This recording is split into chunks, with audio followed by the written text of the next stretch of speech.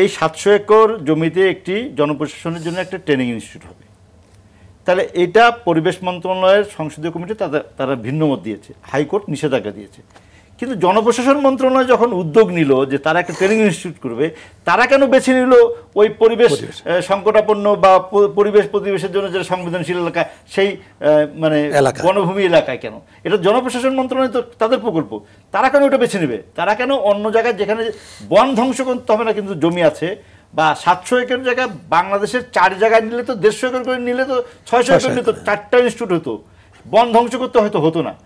এই যে নীতি নির্ধারকদের যে মাথায় এটি নাই, আমি সেটা সমালোচনা করছি এবং সেটা সত্য কথা। এটা এমনকি যে ফুটবল ফেডারেশন যে ওখানে যাচ্ছে, তারা যুব ক্রীড়া মন্ত্রণালয়, ফুটবল ফেডারেশন, তারা কেন এই সিদ্ধান্ত নিচ্ছে আমি কক্সবাজার গিয়ে মানে ট্রেনিং ইনস্টিটিউট করবো?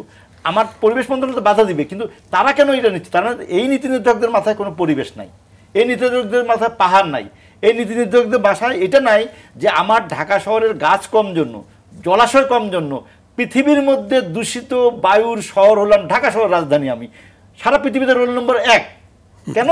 এটাতে ধুলা বেশি করছি আমরা, এটাতে গাছ নাই, এটাতে জলাশয় নাই, এটাতে আমরা পানি ছিটাতে পারছি না। ফলে এই যে নীতি নির্ধারকদের মধ্যে এই জিনিসগুলো যে নাই, আমি সেটা সমালোচনা করছি। আরেকটা কথা বলি, যেটা আব্দুল সামান একটু বললেন যে আমরা 6 লেনের রাস্তা করলাম, তাই না? কিন্তু আমরা ট্রেন করলাম না, আমরা ঢাকা চট্টগ্রাম করলাম, আমরা জমি নষ্ট করলাম এবং এখনও সেটা ঠিকভাবে কাজ হচ্ছে না। কিন্তু আমি ঢাকা চট্টগ্রামের আমার রেল লাইন 350 কিলোমিটারকে আমি 200 কিলোমিটার করতে পারলাম না। চিকনি রাস্তা এবং লাকসামের যে বোটল লেকটা, এটা আমি 10 বছরে শেষ করতে পারলাম না, ডাবল লাইন আমি চালু করতে পারলাম না। এমনকি আমরা ঢাকা চট্টগ্রাম একটা দ্রুতগতির গাড়ি মানে ট্রেনও কিন্তু দিতে পারলাম না, তাই না? তাহলে আমাদের অনেক বেশি কন্টেনারও আসতো, অনেক বেশি যাত্রীও আমরা পড়ে দিই। এমনকি আমি আপনাকে আরও বলি, 500 কোটি টাকার উপরে খরচ করে আমরা পানগাঁও যে নদী বন্দর করেছি, যে চট্টগ্রাম থেকে জাহাজ আসবে নদী পথে, সেটা কার্যকর হচ্ছে না কেন জানেন? ওইখানে ট্রেলার, লং ট্রেলার ঘোরানোর জায়গা নাই। কিন্তু আমরা 500 কোটি টাকা আমরা ইনভেস্ট করেছি। আমাদের ব্যবসায়ীরা কন্টেনার আনা এবং ঢাকার গার্মেন্টস ব্যবসায়ীরা সেখানে কন্টেনার নিতে আগ্রহী হচ্ছে না, কারণ রোডের যতটুকু জায়গা, এই জায়গাটা যথাযথভাবে হয়নি জন্য আমাদের কন্টেনারবাহী লং ট্রেলার ওখানে মুভ করতে পারে না। ওই 500 কোটি টাকাটা কিন্তু একরকম লসের মতন।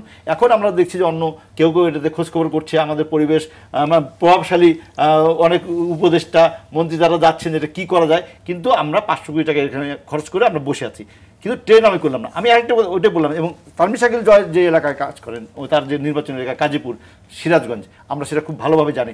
ওখানে আধুনিক প্রযুক্তির কারণে আপনারা সবাই জানেন যে সোলার প্যানেল যদি আপনি বসাতে চান তাহলে জমি নষ্ট হয়, কারণ জমির উপরে বসাতে হয়। তার এলাকার কাছেই সিরাজগঞ্জে এখন পিলার দিয়ে উপরে সোলার প্যানেল করা হচ্ছে বড় আকারের, এবং সেটা গ্রিন হচ্ছে এবং তাতে কৃষি জমি নষ্ট হচ্ছে। আমরা বিকল্পভাবে সেখানে রবি শস্যের আবাদ করতে পারবো, সেই প্রযুক্তি আনা হয়েছে। ফলে আমি মনে করি যে সেটাও আমাদের নীতি নির্ধারকদের মাথায় রাখতে হবে যে কোথায় পরিবেশ নষ্ট হচ্ছে, কোথায় আমাদের জমি বেশি নষ্ট হচ্ছে,